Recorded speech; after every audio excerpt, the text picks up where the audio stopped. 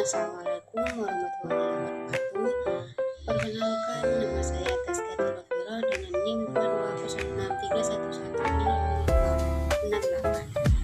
Dan di video kali ini saya mau sharing kenapa saya memilih metode pembelajaran Blended Learning atau disingkat PJBL yang dikaitkan sama budaya lokal. Metode ini khususnya yang berkaitan dengan budaya Madura bisa membantu banget dalam menciptakan suasana pembelajaran yang lebih hidup, bermakna, dan tentunya tidak membosankan. Pembelajaran tidak cuma tentang teori, tapi juga pengaplikasian nyata yang membuat siswa lebih tertarik dan merasa terhubung dengan apa yang mereka pelajari. Alasan mengambil metode PJBL itu sederhananya metode belajar yang mengajak siswa untuk mengerjakan proyek yang nyata yang bisa melibatkan banyak aspek kehidupan, baik itu sosial, budaya, maupun teknologi. Biasanya mereka bekerja dalam kelompok, jadi selain belajar materi, mereka juga belajar cara kerja sama yang efektif. Alasan saya memilih PJBL yang dikaitkan dengan budaya lokal itu banyak. Nih, pertama, siswa jadi lebih aktif dan kreatif. Mereka tidak hanya menerima informasi, tapi juga berkesempatan untuk mengembangkan ide dan menciptakan sesuatu yang baru. Kedua, kalau dikaitkan dengan budaya, mereka juga lebih dekat dengan lingkungan sekitar dan lebih paham tentang identitas mereka sendiri. Mereka bisa lebih menghargai dan melestarikan budaya yang ada di sekitar mereka.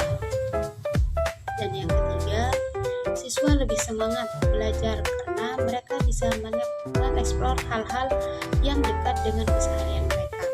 Ini akan meningkatkan rasa cinta dan kebanggaan mereka terhadap budaya mereka asal sendiri. Contoh penerapan, contohnya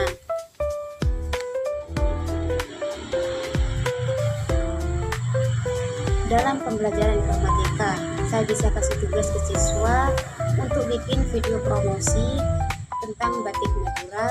Lewat tugas ini mereka enggak hanya belajar cara membuat video, tapi juga mempelajari sejarah batik, teknik desain grafis, dan cara membesarkan produk secara digital. Atau bisa juga bikin desain media digital buat mengenalin tradisi kerapan sapi yang terkenal di Madura. Ini memberikan kesempatan bagi siswa untuk belajar tentang desain, komunikasi visual, dan juga menyampaikan pesan budaya yang penting. Jadi, selain belajar teknologi, mereka juga menjaga dan mengenalkan budaya mereka. Langkah-langkah penerapan PJBL ini juga jelas banget.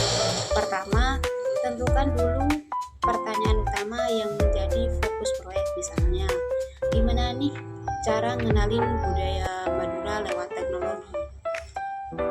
Pertanyaan ini jadi dasar dalam menentukan arah dan tujuan dari proyek. Kedua, rancang proyeknya dengan jelas, mulai dari pembagian kelompok, ide kreatif, alat, dan bahan yang akan digunakan.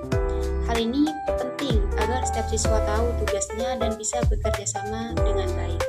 Ketiga, atur jadwal yang jelas biar siswa tahu kapan harus mulai dan selesai.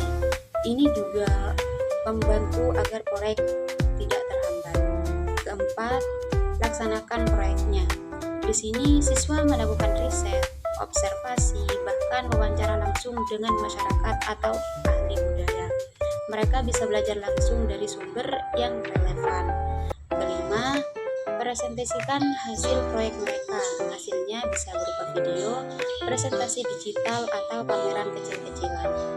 Ini memberi siswa kesempatan untuk mempresentasikan karya mereka di depan orang lain. Di bagian ini, baik siswa maupun guru sama-sama menilai proses dan hasilnya. Ini membantu siswa untuk melihat kekuatan dan area yang perlu diperbaiki dalam proyek mereka. Evaluasi dan keterampilan. Abad 21 ini dalam evaluasi yang dinilai bukan hanya hasil akhirnya, tapi juga prosesnya. Jadi, kita akan melihat bagaimana siswa bekerja sama dalam tim, bagaimana kreativitas mereka berkembang dan sejauh mana mereka mandiri dalam menyelesaikan proyek. PJBL sangat mendukung perkembangan keterampilan abad 21 yang sangat dibutuhkan di dunia kerja dan kehidupan sehari-hari.